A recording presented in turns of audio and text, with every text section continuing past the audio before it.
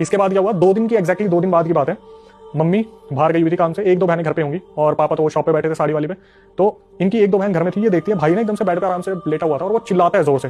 तो जब ये अंदर आके देखते हैं तो ये देखते हैं भाई जिस बेड पे लेटा हुआ था उसका पूरा लोअर जला हुआ है, पूरा लोअर जला हुआ है और आराम से बैठा हुआ है और चद्दर को कुछ नहीं हुआ, बस लोअर और उसके पैर जले हुए हैं।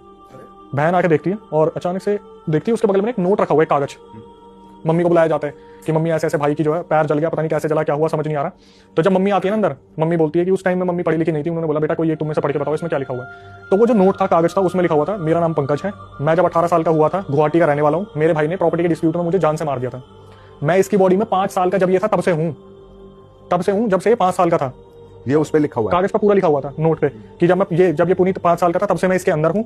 मैं किसी को कोई नुकसान नहीं पहुंचाना चाहता, मुझे अपने भाई से बदला चाहिए जिसने गुवाहाटी में मेरा लैंड अब उसने कब्जा लिया है। अब आपने ये सब कुछ पढ़ लिया ना, उस पर लिखा हुआ है बकायदा, आपने ये सब कुछ पढ़ लिया, मेरे बारे में जान लिया, तो इसे जला देना, वरना आज आपका लड़का सोएगा और कल उठेगा नहीं। ये क्या करते हैं, फटाफट से गैस ऑन करते हैं, उस पर कागज को रखते हैं, तो कागज में से ऐसा होता है थोड़ा हिस्सा बच जाता है जो नहीं जला होता।